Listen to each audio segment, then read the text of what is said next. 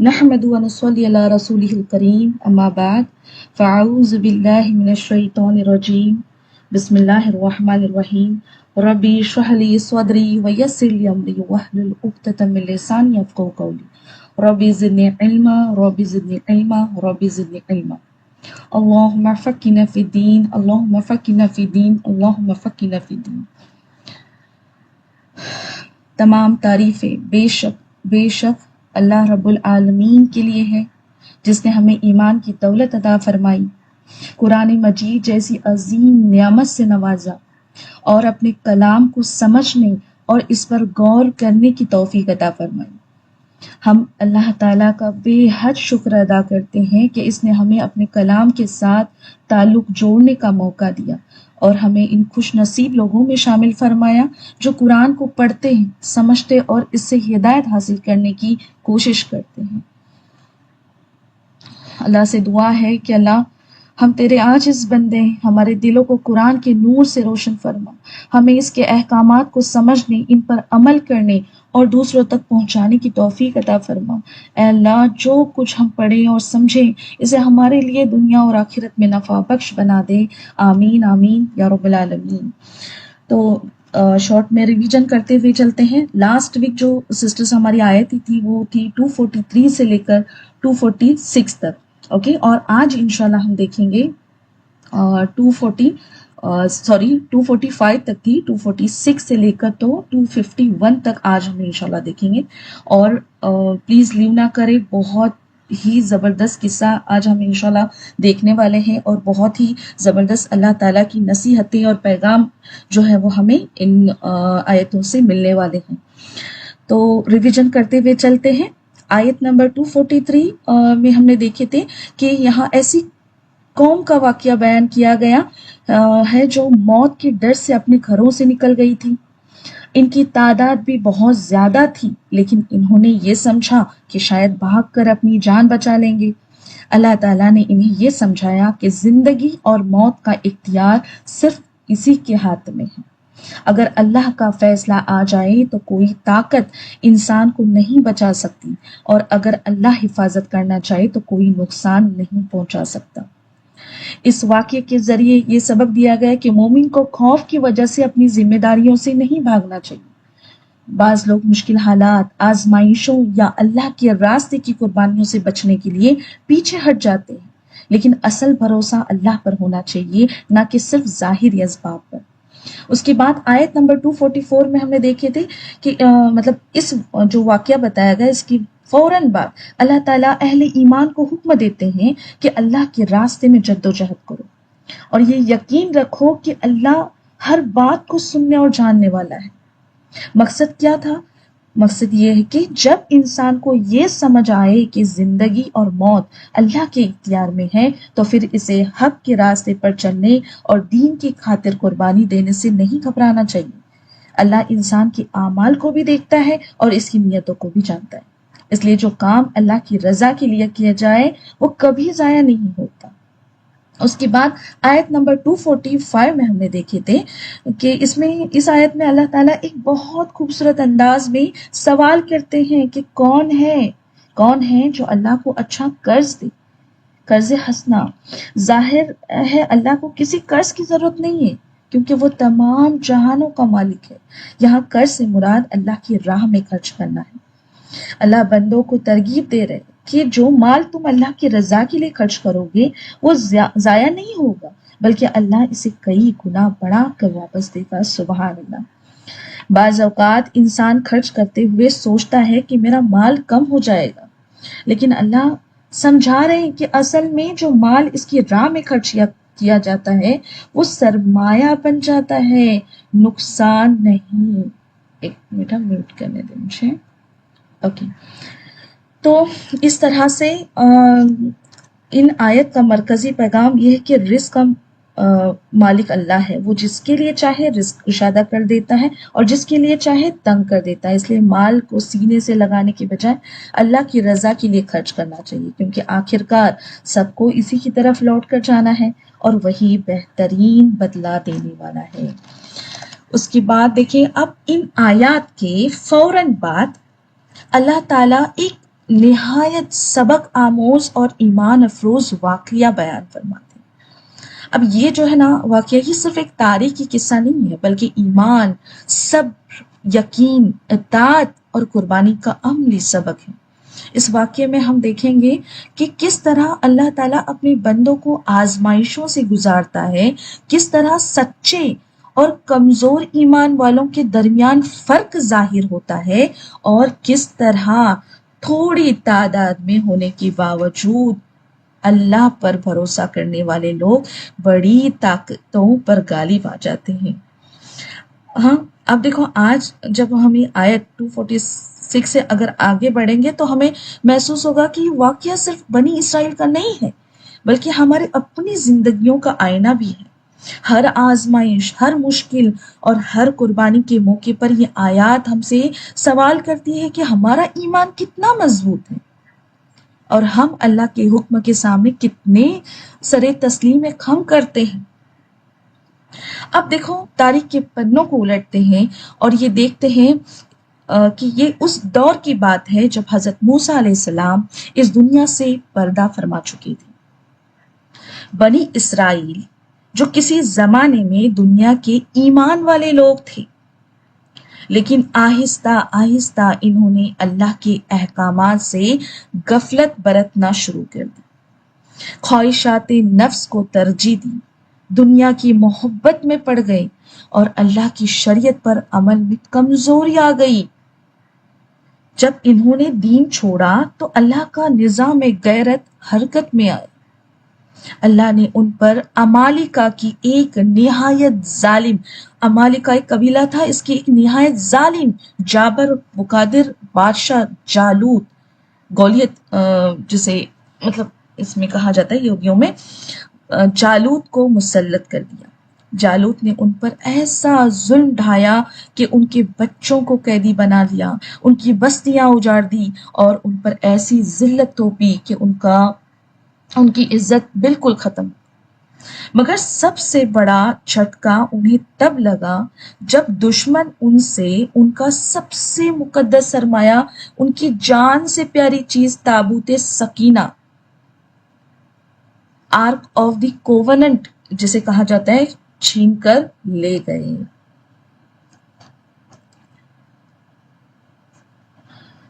اب یہ تابوت سکینہ کیا ہے؟ تو دیکھو یہ ایک ایسا مقدس صندوق تھا جس میں حضرت موسیٰ علیہ السلام اور حضرت ہارون علیہ السلام کی تبرکات تھیں۔ جب بھی بنی اسرائیل دشمن کے سامنے جاتے، اس تابوت کو آگے رکھتے تو اللہ ان کے دلوں کو سکون، سکینہ عطا فرماتا اور انہیں فتح ملتی تھی۔ اس تابوت کے چھن جانے سے ان کا بچا کچا ایمان اور امید بھی ٹوٹ گئی۔ اب کئی سال اس ذلت میں گزر گئے، آخرکار ان کے اندر کی غیرت جاگی۔ وہ اپنے وقت کے نبی حضرت شمویل علیہ السلام کے پاس پہنچتے ہیں، وہ نبی کے پاس جا کر رونے لگتے ہیں، گڑ گڑانے لگتے ہیں، ہاں، اور ایک مطالبہ کرتے ہیں۔ اب وہ کیا مطالبہ تھا وہ ہم دیکھیں گے آیت نمبر 246 میں۔ اب دیکھو کیا کہتے ہیں وہ، ہاں، جس کو اللہ تعالیٰ نے قرآن میں درج کیا ہے۔ کہتے ہیں کیا اللہ تعالیٰ فرماتے ہیں، کیا تم نے بنی اسرائیل کے سرداروں کو نہیں دیکھا؟ موسیٰ کے بعد جب انہوں نے اپنے نبی سے کہا ہمارے لیے ایک بادشاہ مقرر کریں تاکہ ہم اللہ کی راہ میں جنگ کریں، نبی نے کہا کیا تم سے توقع نہیں کی جا سکتی کہ اگر تم پر جنگ فرض کر دی جائے تو تم نہ لڑو؟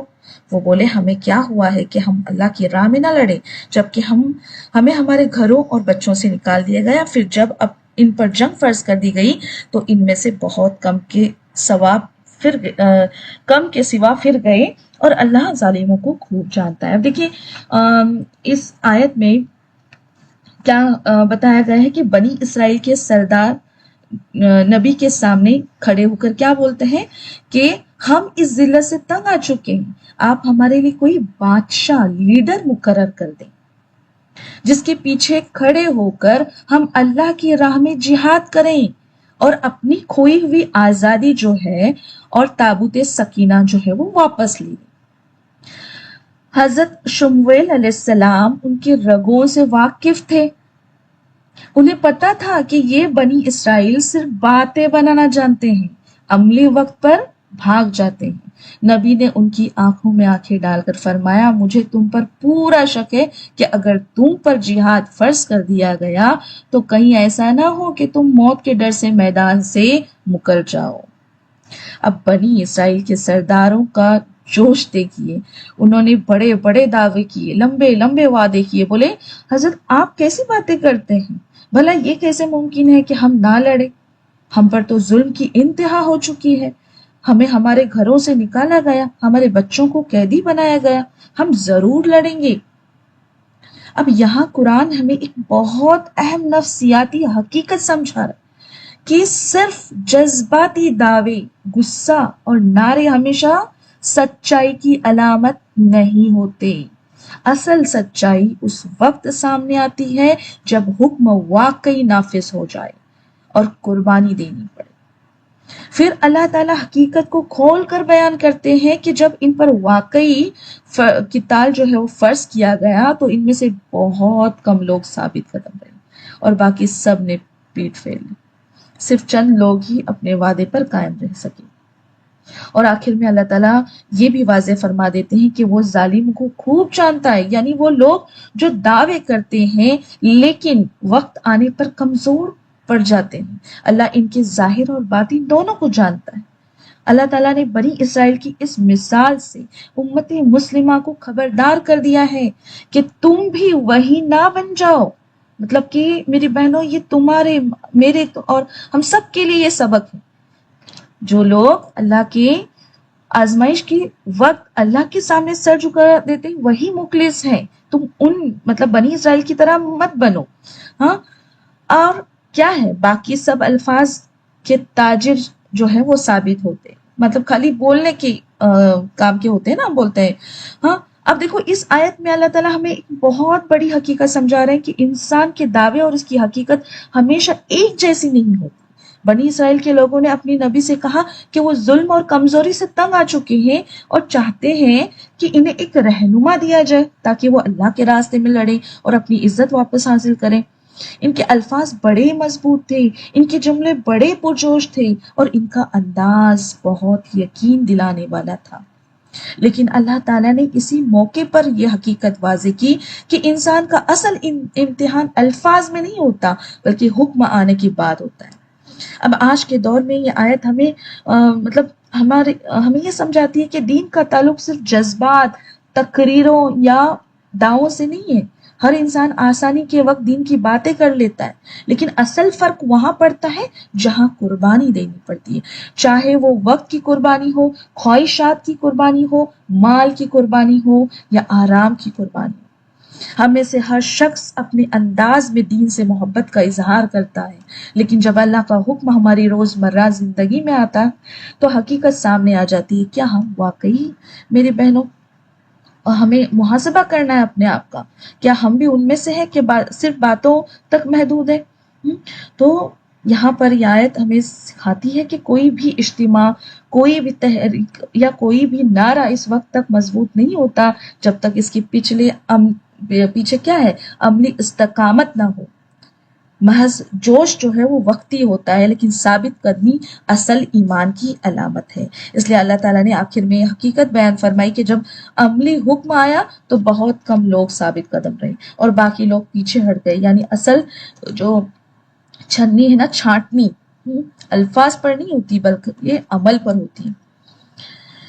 तो देखिए, अब जब बनी इसराइल ने जिहाद के लिए मतलब ये जो पुकार लगाई तो अल्लाह ताला ने इनके लिए एक बादशाह मुकर्रर किया। मतलब अल्लाह ताला ने उनकी बात जो है वो सुन ली।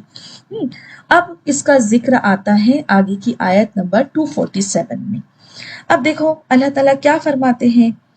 अल्लाह ताला ने तुम्हारे लिए तालूत को बादशाह मुकर्रर किया।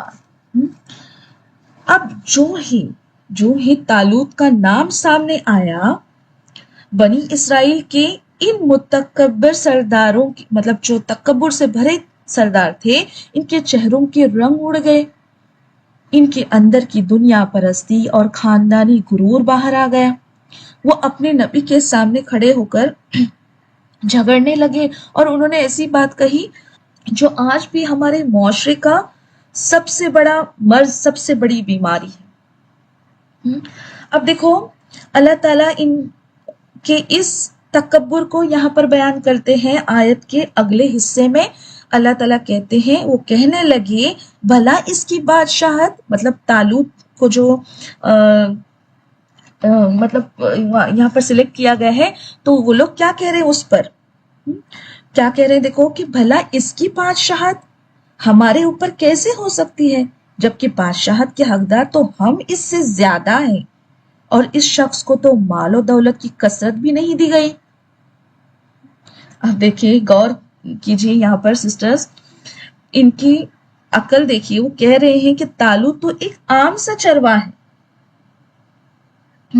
طالوت تو ایک عام سا چرواہ ہے، نہ اس کا تعلق کسی شاہی یا مطلب اشراف خاندان سے ہے، ہاں نہ اس کے پاس شان و شوکت ہے، ہم جو شرفا امیر ہیں، ہاں جاگیردار ہیں، بادشاہ ہمارا حق ہے۔ ان کے نزدیک لیڈرشپ کا معیار جو تھا نا، وہ صرف اور صرف پیسہ اور خاندان تھا۔ اب اللہ تعالیٰ نے ان کے اس جاہلانہ اور مادی جو اعتراض ہے اس کو رد فرماتے ہوئے قیادت کے دو عظیم اور حقیقی اصول بیان کرے۔ مطلب لیڈرشپ کی اللہ تعالیٰ یہاں پر اصول بیان کرتے ہیں، اور کیا کہتے ہیں دیکھو، یہاں اللہ تعالیٰ نے یہ واضح فرمایا ہے کہ جو کسی بھی قوت کو ذلت سے نکال کر فتح، مطلب ایسے پیلرز ہمیں بتائے جو کیا کرتی ہے، فتح کی طرف لے جاتی ہے۔ اس میں پہلا ہے علم۔ پہلا کون سا ہے؟ علم۔ پہلا معیار دولت نہیں بلکہ علم ہے، یعنی فیصلہ کرنے کی جو صلاحیت ہے، حکمت، تقوی اور شریعت کا گہرا شعور، جانتا ہو کہ دشمن کے نئی نفسیاتی وار کا جواب کیسے دینا ہے۔ اور دوسرا جو بتایا وہ جسم، ہاں دوسرا معیار خاندان نہیں بلکہ جسم کی قوت ہے، یعنی میدان جنگ میں دشمن کے سامنے ڈٹ جانے کی جسمانی بہادری اور مشکل سے مشکل حالات میں نفسیاتی طور پر نہ ٹوٹنے والی مضبوطی۔ اللہ سکھاتے ہیں کہ حکمرانی، خلافت یا لیڈرشپ کوئی ایسی وراثت یا جائیداد نہیں ہے جو باپ سے بیٹے کو ملے یا جو پیسے کے زور پر خریدی جا سکے۔ یہ اللہ کی عظیم نعمت ہے، وہ جسے اہل دیکھتا ہے اسے عطا فرما دیتا ہے۔ اب آیت کے آخری حصے میں اللہ تعالیٰ نے بادشاہت کے سلسلے میں اپنا آخری قانون بیان فرمایا جو انسانی تکبر کو مٹی میں ملا دیتا ہے۔ اللہ تعالیٰ فرماتے ہیں آگے کے حصے میں، اور اللہ اپنا ملک جسے چاہتا ہے عطا فرماتا ہے، اور اللہ بڑی وسعت والا، سب کچھ جاننے والا ہے۔ بے شک بے شک۔ تو دیکھیں، حکومت، عہدہ یا قیادت صرف اس لیے نہیں ملتی کہ کسی خاندان مطلب کسی کا خاندان بڑا ہے یا اس کے پاس بہت مال ہے، یہ سب اللہ کے اختیار میں ہے۔ اللہ جسے چاہتا ہے کسی ذمہ داری کے لیے چن لیتا ہے۔ انسان ظاہری چیزیں دیکھتا ہے لیکن اللہ دلوں کو بھی جانتا ہے اور صلاحیتوں کو بھی جانتا ہے۔ وہ جانتا ہے کہ کون اس ذمہ داری کو صحیح طریقے سے نبھا سکتا ہے اور کون نہیں۔ بعض اوقات اللہ ایسے شخص کو آگے لے آتا ہے جسے لوگ معمولی سمجھ رہے ہوتے ہیں، اور بعض اوقات بڑے بڑے نام اور بڑے بڑے خاندان پیچھے رہ جاتے ہیں۔ تو اس آیت سے ہمیں یہ سبق ملتا ہے کہ اللہ کے فیصلوں پر اعتماد کرنا چاہیے۔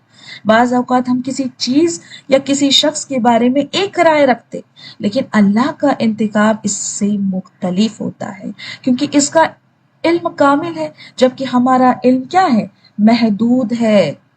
اللہ بڑے علم والا ہے، وہ ماضی، حال اور مستقبل سب جانتا ہے۔ وہ جانتا ہے کہ کس بندے کو کس وقت کون سی ذمہ داری دینی ہے اور کس کے ذریعے دین یا لوگوں کا زیادہ بھلا ہوگا۔ اس لیے جب اللہ کوئی فیصلہ کرتا ہے تو اس کے پیچھے حکمت ہوتی ہے، چاہے وہ حکمت ہمیں فوراً سمجھ نہ آئے۔ اب دیکھو، بنی اسرائیل کے سردار اتنے ضدی تھے کہ انہوں نے کہا کہ حضرت ہم اس بات کو اس وقت تک نہیں مانیں گے جب تک اللہ کی طرف سے کوئی ظاہری نشانی یا معجزہ سامنے نہ آ جائے۔ اب نبی نے فرمایا ٹھیک ہے، اگر تم نشانی چاہتے ہو تو سنو، طالوت کے بادشاہ ہونے کی نشانی یہ ہوگی کہ تمہارے پاس وہ کھویا ہوا تابوت سکینہ جو ہے وہ واپس آ جائے گا، جسے دشمن چھین کر لے گئے تھے۔ اب جیسے کہ یہ لوگ اس کو ڈھونڈ رہے تھے نا، شدت سے ڈھونڈ رہے تھے، تو اب ان کے لیے بہت بڑی نعمت تھی۔ اب اس کا ذکر آگے آیت میں 248 میں ہم دیکھیں گے۔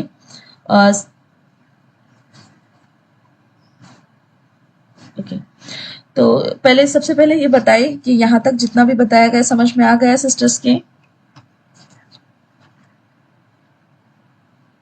چیٹ میں بتائیں مجھے۔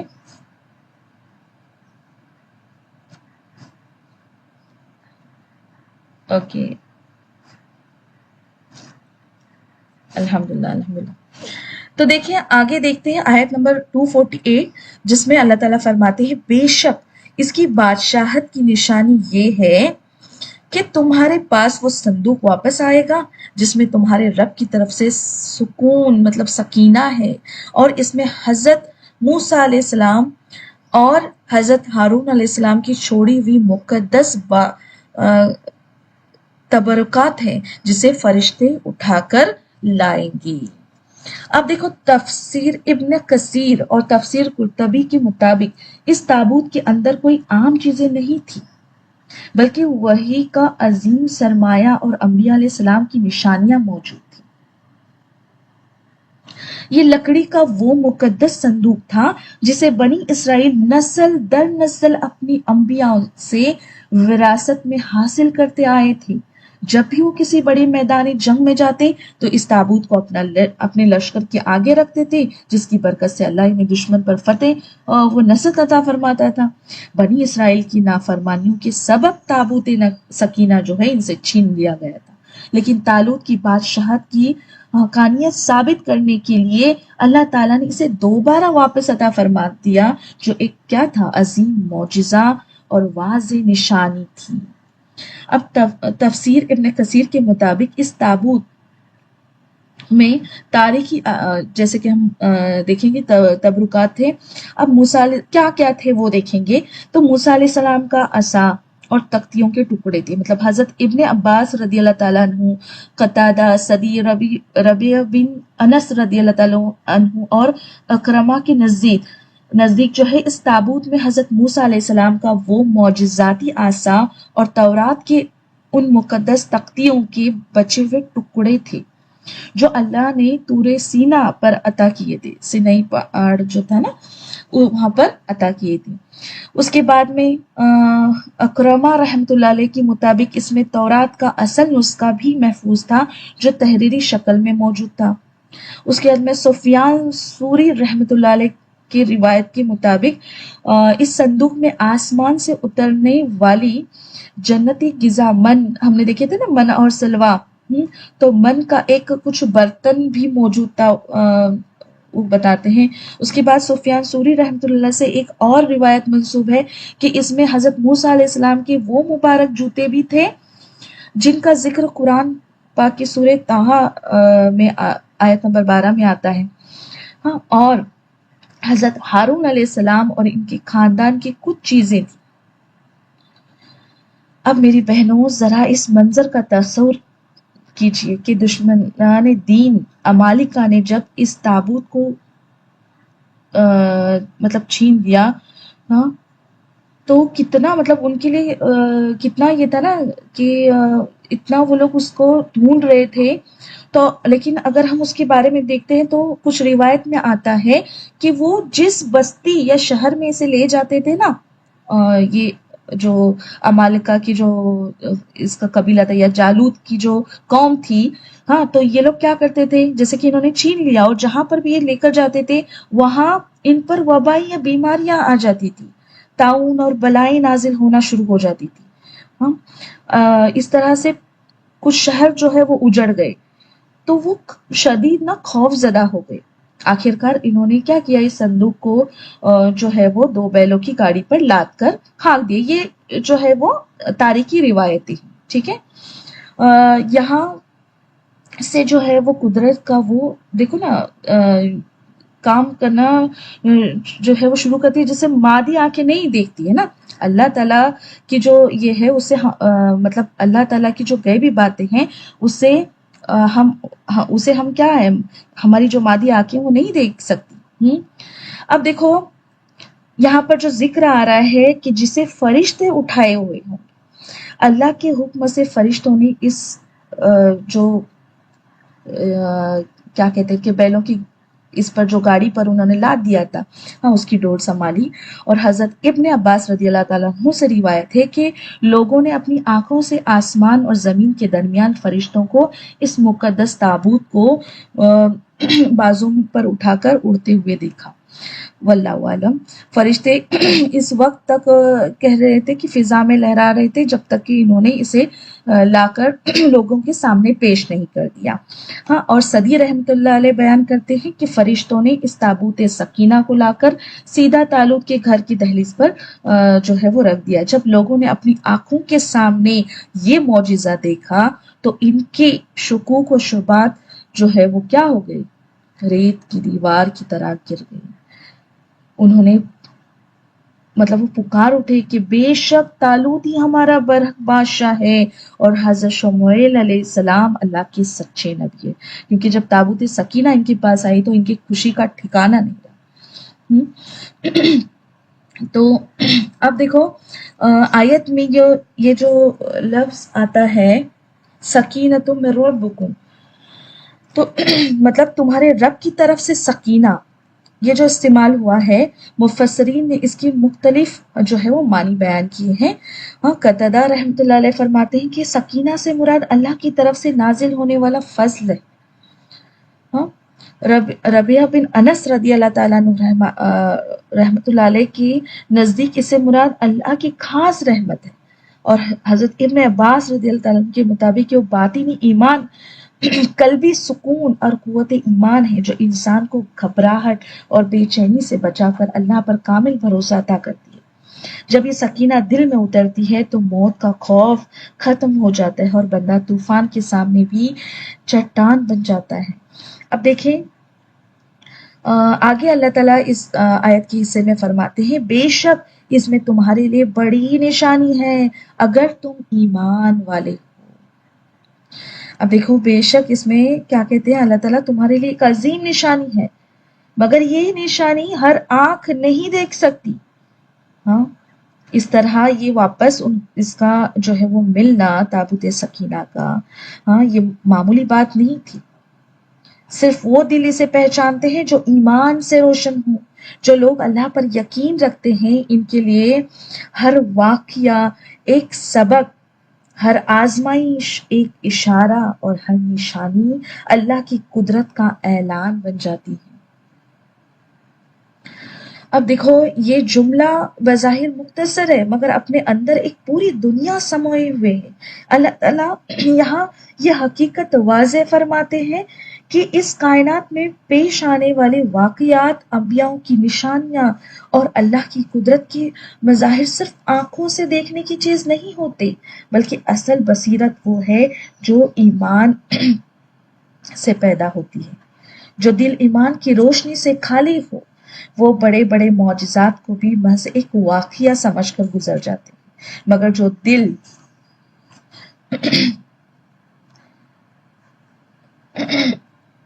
دل اللہ پر یقین رکھتا ہے اس کے لیے ہر چیز میں رب کی قدرت، حکمت اور منصوبہ بندی کیا ہے، واضح ہو جاتی ہے۔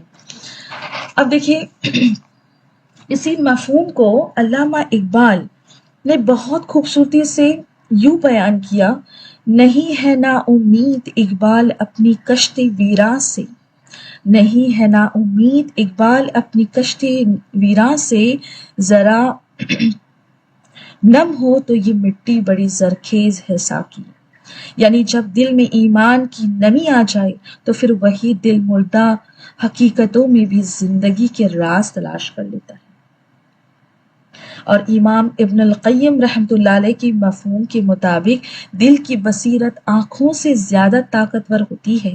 وہ فرماتے ہیں کہ اصل اندھاپن آنکھوں کا نہیں بلکہ دل کا ہوتا ہے، اور اصل روشنی وہ ہے جو اللہ ہدایت کی صورت میں دل میں ڈال دیتا ہے۔ اس لیے اللہ تعالیٰ فرماتے ہیں کہ اگر تم ایمان والے ہو، یعنی نشانی موجود ہے مگر اسے دیکھنے والی آنکھ نہیں بلکہ اسے سمجھنے والا دل چاہیے۔ یہی ایمان انسان کو واقعات کے پیچھے چھپی ہوئی اللہ کی حکمت تک پہنچاتا ہے اور اس کے یقین کو اور زیادہ مضبوط کر دیتا ہے۔ صحیح حدیث میں آتا ہے ترمذی کی، مومن کی فراست جو ہے بصیرت سے ڈرو کیونکہ وہ اللہ کے نور سے دیکھتا ہے۔ مطلب کہ نشانی وہی دیکھتا ہے جس کا دل ایمان کے نور سے روشن ہو، کیونکہ مومن اللہ کے نور سے دیکھتا ہے نہ کہ صرف آنکھوں سے۔ اب دیکھیں آج کا انسان سمجھتا ہے کہ سکون عالیشان گھروں، ایئر کنڈیشن کمروں اور نرم بستروں اور بینک بیلنس میں ہے، لیکن حقیقت اس کے بالکل الٹی ہے، برعکس ہے۔ اصل سکون نہ دولت میں ہے، نہ شہرت میں ہے، نہ دنیا کی کسی چیز میں ہے، بلکہ سکینۃ من ربکم، یعنی وہ باطنی اطمینان جو صرف اللہ اپنے بندوں کے دلوں میں اتارتا ہے۔ جب تک دل کا رشتہ اللہ سے مضبوط نہیں ہوتا، دنیا کی کوئی چیز بھی قلب کو حقیقی سکون نہیں دے سکتی۔ اب دیکھیں اس آیت سے یہ بھی معلوم ہوتا ہے کہ اللہ تعالیٰ نے بنی اسرائیل کے لیے تابوت سکینہ کو ایک ایسی نشانی بنایا جس سے ان کے دلوں کو اطمینان حاصل ہوتا تھا۔ یہ اس بات کی طرف اشارہ ہے کہ اللہ کے نیک بندوں سے منسوب چیزیں بھی اللہ کے حکم سے برکت اور سکون کا ذریعہ بن سکتی ہیں۔ اب دیکھو اور ایمان کی اصل کسوٹی اگر ہم دیکھتے ہیں کہ اللہ کی نشانیاں سب کے لیے ہوتی ہیں مگر ان سے فائدہ صرف وہی اٹھاتا ہے جس کا دل ایمان سے زندہ ہو۔ کمزور یقین اور شک میں مبتلا لوگ بڑے سے بڑے معجزے کو بھی ایک کیا سمجھتے ہیں، اتفاق سمجھ کر نظر انداز کرتے ہیں۔ اب یہاں پر دیکھو آگے ہم دیکھتے ہیں کہ اب حضرت طالوت کی بادشاہت کو سب نے جو ہے وہ تسلیم کر لیا۔ جالوت کے ظلم سے آزادی حاصل کرنے کے لیے ایک بہت بڑا لشکر تیار ہوا۔ ہزاروں کی تعداد میں لوگ تلواریں اور تیر و کمان لے کر نکل کھڑے ہوئے۔ مطلب کب؟ جب طالوت جو ہے وہ انہوں نے کیا کیے، ایکسپٹ کیے بنی اسرائیل نے طالوت کو ایز اے بادشاہ، اور اس کے بعد میں ابھی کیا ہوا، جیسے کہ جالوت کو ختم کرنا تھا، اس کے ظلم سے آزادی حاصل کرنی تھی، اس لیے کیا کیا یہ لوگ نے، بڑا لشکر جو ہے وہ تیار کیا۔ ہزاروں کی تعداد میں لوگ کیا ہوئے، تلواریں اور تیر و کمان لے کر نکل کھڑے ہوئے۔ اب گرمی کا موسم تھا، سورج آگ برسا رہا تھا اور ریگستان کے تپتے ہوئے راستوں پر چلتے چلتے فوج کا برا حال ہو چکا تھا۔ گلے خشک تھے، زبانیں باہر آ رہی تھی اور پورا لشکر جو ہے وہ پانی کی ایک ایک بوند کے لیے ترس رہا تھا۔ اب ایسے میں اچانک ان کے سامنے نہر اردن، مطلب کہ جارڈن ریور جو جسے کہتے ہیں نا اس کا ٹھنڈا میٹھا اور شفاف پانی بہتا ہوا نظر آیا۔ فوج کے لوگ پانی دیکھ کر بے قابو ہونے لگے کہ اب ہم جی بھر کر جو ہے وہ اپنی پیاس بجھائیں گے۔ لیکن اب یہ جو یہاں پر میری بہنوں یہ جو کمانڈر تھے نا، یہ کوئی عام انسان نہیں تھے، ہے نا۔ طالوت جو تھے وہ اللہ کے چنے ہوئے رہنما تھے۔ طالوت نے دریا کے قریب پہنچتے ہی پوری فوج کو ایک ایسا حکم دیا جس نے سب کے ہوش اڑا دیے۔ اب کیا وہ ذکر تھا، کیا حکمت تھا، وہ ہم دیکھتے ہیں آگے کی آیت میں۔ اللہ تعالیٰ فرماتے ہیں، مطلب اس کو اللہ تعالیٰ یہاں پر جو ہے اس منظر کو قرآن میں بیان کرتے ہیں۔ پھر جب طالوت اپنے لشکر کو لے کر چلا تو اس نے کہا، سنو، بے شک اللہ تمہیں ایک نہر کے ذریعے آزمانے والا ہے۔ جو کوئی اس نہر سے پیٹ بھر کر پانی پیے گا وہ میرا ساتھی نہیں، وہ میرے فوج سے نکل جائے گا، اور جو اس پانی کو نہیں چکھے گا وہ میرا ساتھی ہے، سوائے اس کے جو اپنے ہاتھ سے صرف ایک چلو پانی پی لے۔ اس کی مطلب اجازت تھی تھوڑا سا پانی پینے کی چلو پر۔ اب یہ کوئی عام حکم نہیں تھا، یہ دراصل ایک بہت گہرا امتحان تھا۔ طالوت جانتے تھے کہ جو انسان ایک چھوٹے سے موقع پر اپنے نفس پر قابو نہیں رکھ سکتا وہ بڑے میدان میں کیسے ثابت قدم رہے گا۔ اگر کوئی شخص صرف تھوڑی سی پیاس برداشت نہیں کر سکتا تو وہ دشمن کے سامنے ڈر اور کمزوری کا مقابلہ کیسے کرے گا؟ وہ نہر دراصل ایک کیا تھی؟ نفسیاتی فلٹر تھی، چھنی جیسے کہتے ہیں نا، جیسے چھانتے ہیں ہم، ہاں، تاکہ دشمن کے سامنے جانے سے پہلے یہاں پر کمزور ایمان والے، لالچی اور بے صبر لوگ فوج سے الگ ہو جائے اور صرف وہ لوگ باقی رہیں جن کے دلوں میں سچا توکل اور صبر موجود ہو۔ مگر افسوس جب وہ ہزاروں کا لشکر نہر پر پہنچا تو انہوں نے صبر کا دامن چھوڑ دیا اور انہوں نے سوچا کہ اب بادشاہ کو کیا پتا چلے گا، ہم تو جی بھر کر پیئیں گے، اور وہ پانی پر ٹوٹ پڑے اور انہوں نے دریا سے جو ہے وہ خوب پانی پی لیا۔ اب اللہ تعالیٰ ان کی ناکامی سے پردہ اٹھاتے ہیں۔ اب دیکھو آیت کے اگلے حصے میں اللہ تعالیٰ فرماتے ہیں پھر ان میں سے بہت کم کے سوا سب نے اس میں سے پانی پی لیا۔ پھر جب وہ اور ایمان والے اس کے ساتھ آگے بڑھے تو کہنے لگے آج ہمیں جالوت اور اس کی لشکر سے لڑنے کی طاقت نہیں ہے۔ مطلب کہ ان کے پانی پینے سے کیا نتیجہ ہوا، کیا نتیجہ نکلا کہ وہ لوگ ہزاروں کی ان میں جیسے کہ اکثر لوگ پانی پی کر سست ہو گئے، ہاں، ان کی ہمت ٹوٹ گئی اور وہ وہی دریا کے کنارے جو ہے وہ ڈھیر ہو گئے۔ صرف ایک چھوٹی سی جماعت ایسی تھی جنہوں نے اللہ کے حکم پر عمل کیا، یا تو انہوں نے بالکل پانی نہیں پیا یا پیا تو صرف ایک چلو بھر پانی جس طرح کہا گیا تھا۔ اب جو لوگ نہر کی آزمائش میں ثابت قدم رہے اور اللہ سے ملاقات اور آخرت پر یقین رکھنے والے تھے وہ اس امتحان کے بعد مضبوط ہو کر آگے بڑھتے۔ ہاں، ان کے دلوں میں ایمان اور یقین تھا، اس لیے انہوں نے کم تعداد کے باوجود بڑے لشکروں کے مقابلے میں ایک عظیم حقیقت کو سمجھا اور بیان کیا۔ وہ یعنی طالوت کے ساتھ باقی رہ جانے والے جو مخلص اہل ایمان تھے، ہاں، ایک دوسرے کو حوصلہ دیتے ہوئے کہتے ہیں، دیکھو کیا کہتے ہیں، اس کو بھی اللہ تعالیٰ نے اس آیت کے اگلے حصے میں درج کیا ہے۔ کہنے لگے جو لوگ یقین رکھتے تھے کہ وہ اللہ سے ملاقات کرنے والے ہیں، انہوں نے کہا کتنی ہی چھوٹی جماعتیں اللہ کے حکم سے بڑی جماعتوں پر غالب آ جاتی ہیں۔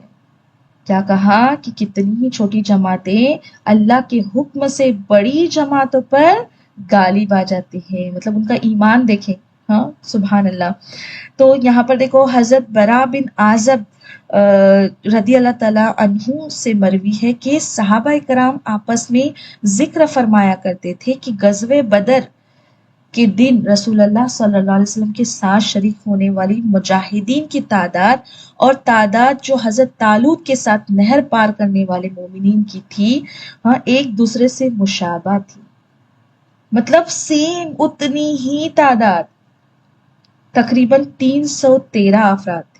سبحان اللہ، مطلب دیکھو ہزاروں کے لشکر میں سے صرف ایک مطلب مخلص جماعت باقی رہ گئی، اور یہی وہ لوگ تھے جنہوں نے اللہ کے حکم پر صبر کیا، نفس پر قابو رکھا اور آزمائش میں کامیاب ہوئے۔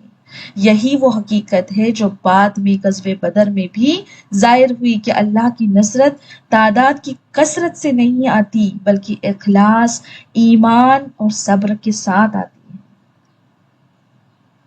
اور اللہ صبر کرنے والوں کے ساتھ ہے۔ اس آیت کے آخر میں اللہ تعالیٰ کیا کہتے ہیں کہ اللہ تعالیٰ صبر کرنے والوں کے ساتھ ہے، یعنی جو لوگ اللہ کے حکم پر ڈٹ جاتے ہیں، مشکل وقت میں بھی ثابت قدم رہتے ہیں اور نفس کے آگے نہیں جھکتے، اللہ تعالیٰ اپنے خاص مدد اور نصرت کے ساتھ ہمیشہ ان کے ساتھ ہوتا ہے۔ سبحان اللہ، یہی اس پورے واقعے کا اصل سبق ہے کہ فتح طاقت، تعداد یا وسائل سے نہیں بلکہ صبر، یقین اور اللہ پر بھروسے سے حاصل ہوتی ہے۔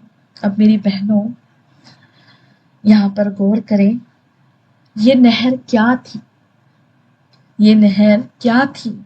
یہ نہر دراصل یہ چمکتی ہوئی دنیا ہے. آج آپ اور میں بھی اسی نہر کے کنارے کھڑے ہیں. یہ دنیا، اس کی آسائشوں کی کثرت، اس کا مال و دولت، اس کا فیشن، اس کی رنگینیاں، یہ سب ایک بہتی ہوئی نہر ہے. اللہ تعالیٰ نے ہم سے بھی فرمایا ہے کہ اس دنیا میں رہو مگر اس میں ڈوب مت جاؤ.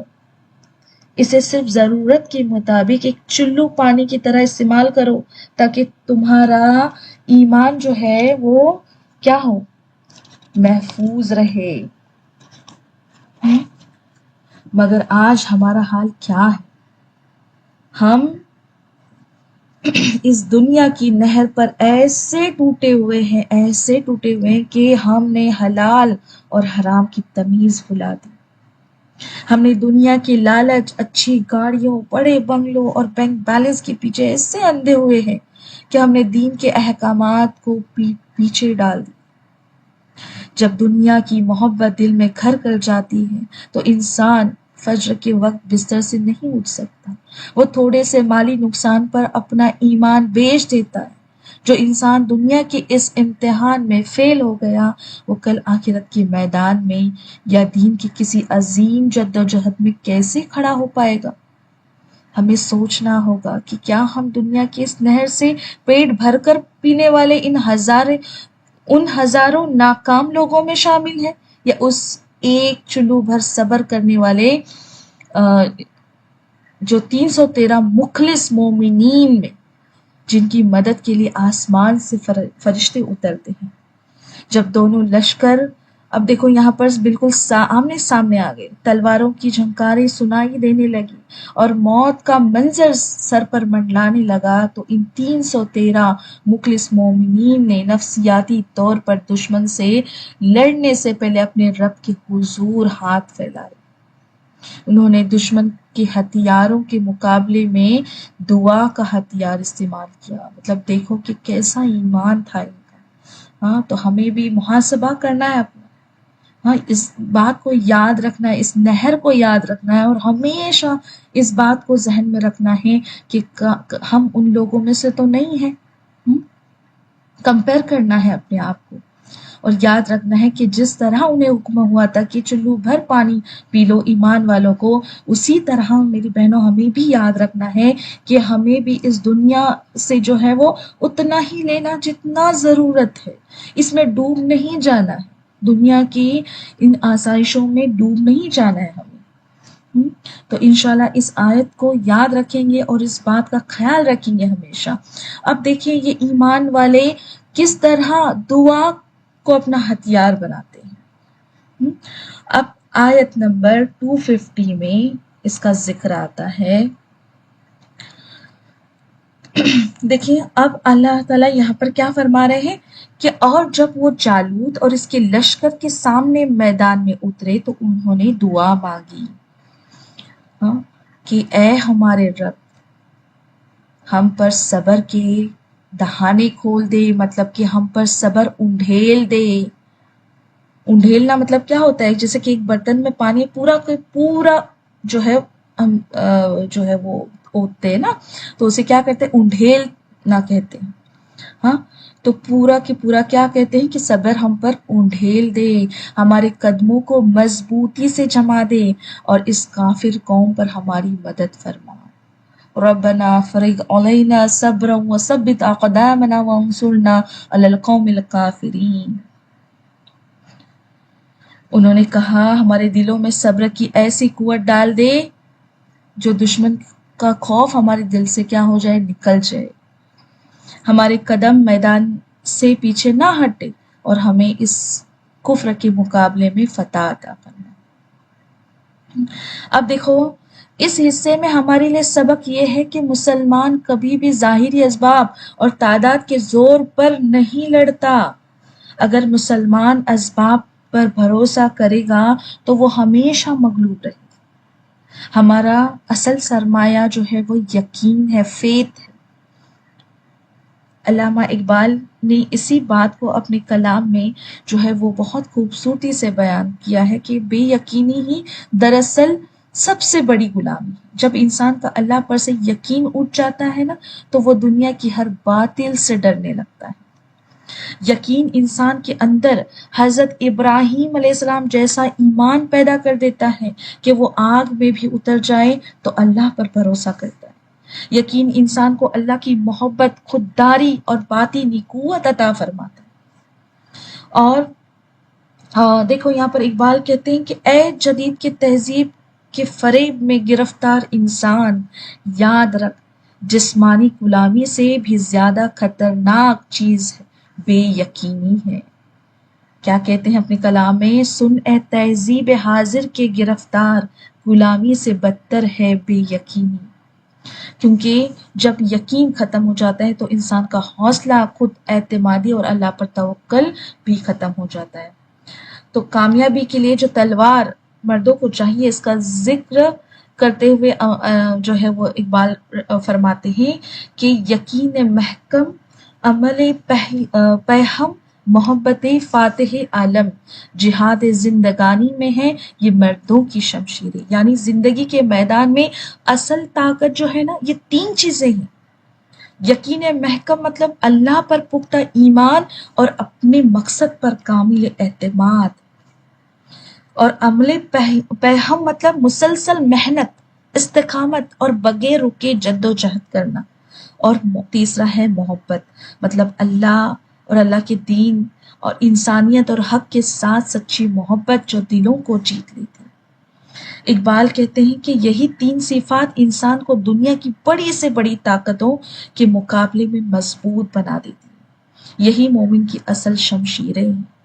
ہاں تو میری پیاری بہنوں، اگر ہم آج کے دور میں اس واقعے کو اپنے حالات سے کمپیئر کریں گے تو شاید ہماری سب سے بڑی جنگ تلواروں کی جنگ نہیں ہے آج، بلکہ دین کے دعوت، دین پر استقامت اور لوگوں تک اللہ کے پیغام پہنچانے کی جنگ ہے.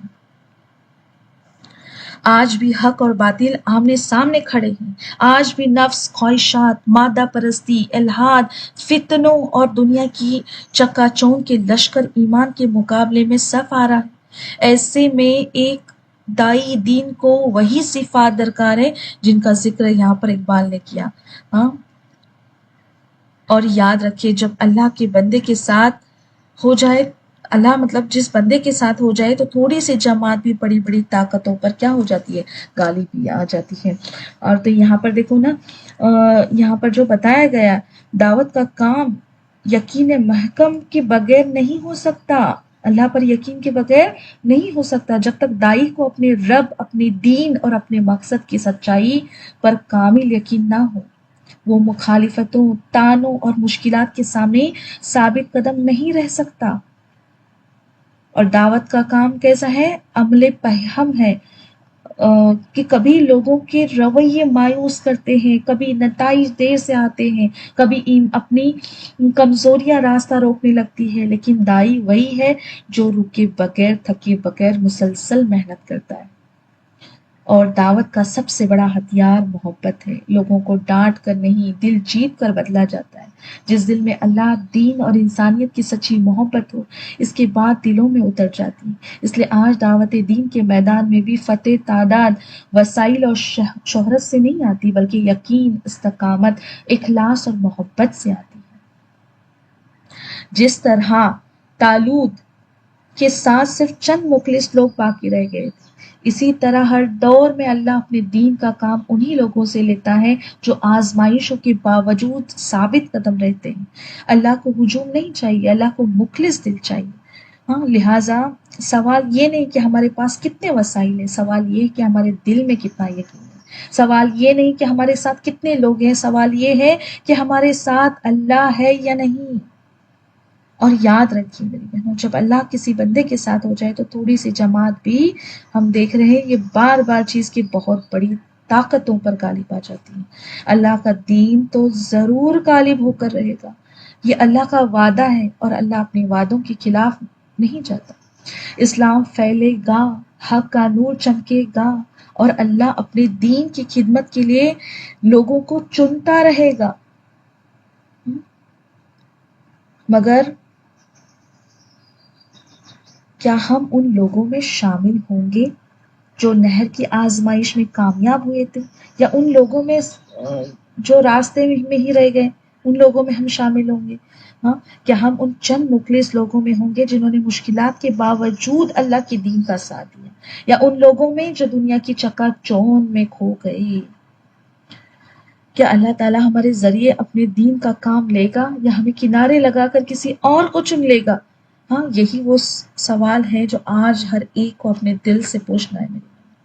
انشاءاللہ اسلام پھیلے گا، انشاءاللہ حق غالب ہوگا، انشاءاللہ اللہ کا دین دنیا کے کونے کونے تک پہنچے گا۔ مگر ہمیں یہ فکر ہونی چاہیے کہ اس تاریخ کو لکھنے والوں میں ہمارا نام ہوگا یا صرف اسے پڑھنے والوں میں۔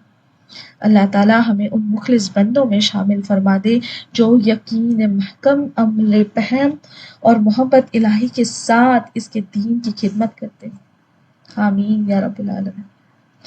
اب میری بہنوں، درس اپنے اس آخری اور ایمان افروز مرحلے پر ہمارا جو ہے یہ پہنچ چکا ہے جہاں پر کلائمیکس ہے۔ کلائمیکس میں ہم دیکھیں گے جہاں تکبر کے ڈھیر ہونے اور حق کی فتح کا فیصلہ ہونا تھا۔ اب کیا ہوتا ہے، دونوں لشکر آمنے سامنے کھڑے تھے۔ جالوت اپنی بھاری ہتھیاروں، لوہے کے ذرہ اور عظیم و شاندار جسم کے ساتھ میدان کے بیچ میں آیا۔ اس نے بڑے تکبر سے للکارا، ہے کوئی تم میں جو میرا مقابلہ کرے؟ اس کے اس خوفناک جسم اور للکار کو دیکھ کر اچھوں کے پسینے چھوٹ گئے، مگر اسباب کی اس دنیا کو ہلا کر رکھنے کے لیے حضرت طالوت کے لشکر میں سے ایک نوجوان آگے بڑھے۔ وہ کوئی مشہور جنگی کمانڈر نہیں تھے، نہ ہی انہوں نے کوئی بھاری ذرہ پہنی ہوئی تھی۔ وہ ایک نہایت معصوم سادہ دل نوجوان تھے، ایک چرواہ تھے جن کے ہاتھ میں نہ تلوار تھی نہ برچھی، بلکہ ان کے ہاتھ میں صرف ان کی ایک گلیل تھی اور راستے سے اٹھائے ہوئے 3-4 پتھر تھے۔ اب یہ کوئی عام نوجوان نہیں تھے، تو کوئی سسٹر بتائیں گے مجھے چیٹ میں لکھ کے کہ یہ نوجوان کون تھے؟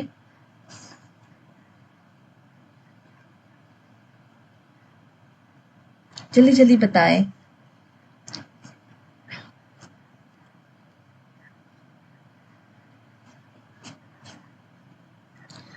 یس، ایبسلیوٹلی رائٹ، ماشاء اللہ۔ تو یہ کون تھے؟ حضرت موسیٰ علیہ السلام کے بعد بنی اسرائیل کے عظیم نبی اور بادشاہ بننے والے حضرت داؤد علیہ السلام تھے۔ جالوت نے جب انہیں دیکھا تو ہنسنے لگا، مذاق اڑانے لگا، کیا ایک بچہ مجھ سے لڑنے آیا ہے؟ ہاں، مگر حضرت داؤد علیہ السلام کا یقین دیکھیے، انہوں نے فرمایا تو تلوار اور تیر کے زور پر آیا اور میں اس اللہ کے نام پر آیا ہوں جو دونوں جہان کا مالک ہے۔ حضرت داؤد علیہ السلام نے پورے توکل کے ساتھ ایک پتھر اپنے گلیل میں رکھا، اسے ہوا میں گھمایا اور اللہ کا نام لے کر چھوڑ دیا۔ سبحان اللہ۔ ہاں، اور وہ چھوٹا سا پتھر ہوا کو چیرتا ہوا سیدھا جالوت کے ماتھے پر جا کر لگ گیا۔ پھر اس جگہ اور وہ اس جگہ جا کر لگا جہاں ذرہ نہیں تھی۔ پتھر لگتے ہی جالوت کا دماغ پھٹ گیا، اس کی آنکھیں کھلی کی کھلی رہ گئی اور عظیم دیو ہیکل جسے بادشاہ کہا جاتا ہے، ہاں، ان لوہے کے ہتھیاروں سمیت زمین پر جو ہے وہ گر گیا، ڈھیر ہو گیا۔ اور جو ہی جالوت زمین پر گرا، حضرت داؤد علیہ السلام نے آگے بڑھ کر اس کا سر قلم کر دیا۔ بادشاہ کو مرتا دیکھ کر جالوت کی عظیم فوج پر ایسا خوف اور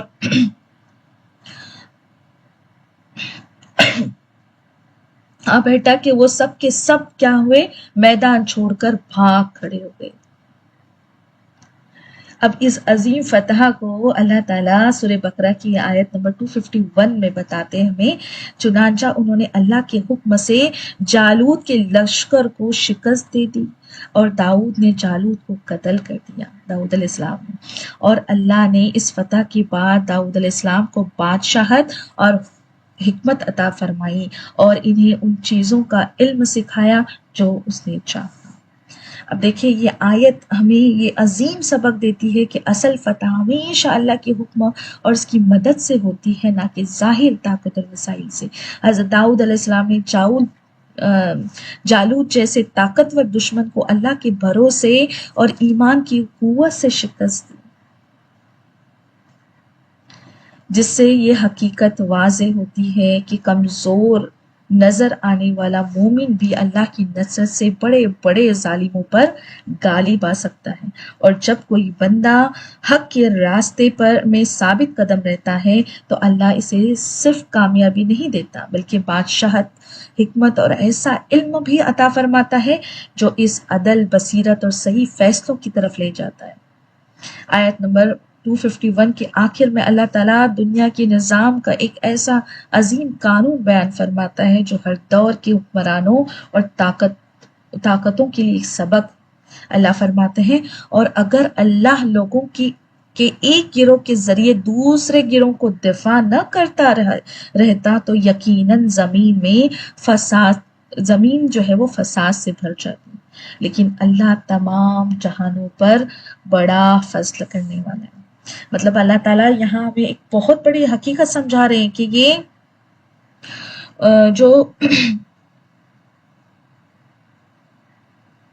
یہ جو دنیا ہے یہ مطلب ایسے ہی قائم نہیں رہتی، بلکہ یہاں حق اور باطل کے درمیان مسلسل ایک کشمکش جاری رہتی ہے۔ اگر اللہ تعالیٰ ایک طبقے یا طاقت کو بے لگام چھوڑ دے اور دوسرے حق والے گروہ کو کھڑا نہ کرے تو زمین ظلم اور فساد اور تباہی سے کیا ہو جائے گی؟ بھر جائے گی۔ اللہ ہمیں یہاں سبق دیتے ہیں کہ جب بھی کوئی ظالم، سرکش اور باطل قوت حد سے بڑھنے لگتی ہے تو اللہ کسی نہ کسی مخلص، سچی اور ایمان والی جماعت کو کھڑا کر دیتا ہے جو اس کی تکبر کو زمین دوز کر دیتی ہے۔ یہ اللہ کا فضل ہے کہ وہ دنیا کو تباہی سے بچانے کے لیے حق والوں کو ذریعہ بناتا ہے۔ اس لیے اصل طاقت نہ حکومت میں ہے نہ تعداد میں، بلکہ اللہ کے اس نظام عدل میں ہے جس کے ذریعے وہ حق کو غالب اور باطل کو مغلوب کر دیتا ہے۔ اب دیکھیں آیت نمبر 246 سے 251 تک کا یہ درس قرآن جو ہے آج ہمارے دلوں پر دستک دے رہا ہے میری بہنوں۔ یہ واقعہ ہمارے سامنے آئینہ رکھ کر پوچھتا ہے کہ کیا تم دنیا کی نہر پر ٹوٹنے والے ناکام لوگ ہو یا ایک چلو پانی پر صبر کرنے والے اہل یقین ہو؟ آئیے آج اس پاک محفل میں ہم سب مل کر اپنی گناہوں سے توبہ کرتے ہوئے نفس کی غلامی کو چھوڑنے کا عہد کریں گے اور اللہ کے حضور دعا مانگیں گے کہ بس اے اللہ ہمارے رب العالمین، اے دونوں جہانوں کے مالک، ہم نے آج تیرے کلام کی ان آیات کو سنا، ان کے اندر چھپی ہوئی حکمتوں کو سمجھا۔ یا اللہ ہمارے دلوں میں جو دنیا کی محبت اور نفس امارہ کی غلامی بیٹھی ہوئی، اس فتنے کو ہمیشہ کے لیے ختم فرما دے۔ اے اللہ ہمیں دنیا کی اس چمکتی ہوئی نہر میں ڈوبنے سے بچا لے، ہمیں اس دنیا کی صرف ضرورت کے مطابق استعمال کرنے کی توفیق عطا فرما۔ ہمارے دلوں میں وہی سچا یقین، وہی سچا توکل اور وہی صبر پیدا فرما جو دریا پار کرنے والے ان 313 مومنوں کے دلوں میں تھا۔ اے ہمارے اللہ، جب ہمارا سامنا دنیا کی مشکلات، فتنوں اور باطل سے ہو تو ہمارے دلوں پر وہی آیت نازل فرما، ربنا افرغ علینا صبرا وثبت اقدامنا وانصرنا علی القوم الکافرین۔ یا اللہ ہم پر صبر کے داہنے کھول دے، ہمارے قدموں کو دین پر مضبوطی سے جما دے اور ہمارے یقین کو اتنا محکم کر دے کہ دنیا کا کوئی خوف ہمیں پیچھے نہ ہٹا سکے۔ اے اللہ یہاں پر جو بھی بہنیں جڑی ہیں اور جو یہاں موجود نہیں ہیں، ان کے دلوں کی جائز تمناؤں کو پورا فرما، ہماری خطاؤں کو معاف فرما، ہماری عبادات کو قبول فرما اور ہمیں دنیا اور آخرت میں فتح و کامیابی عطا فرما۔ آمین یا رب العالمین۔ ربنا تقبل منا انک انت السمیع العلیم، سبحانک اللہم و بحمدک، نشہد ان لا الہ الا انت، نستغفرک و اتوب الیک۔ السلام علیکم ورحمۃ اللہ وبرکاتہ۔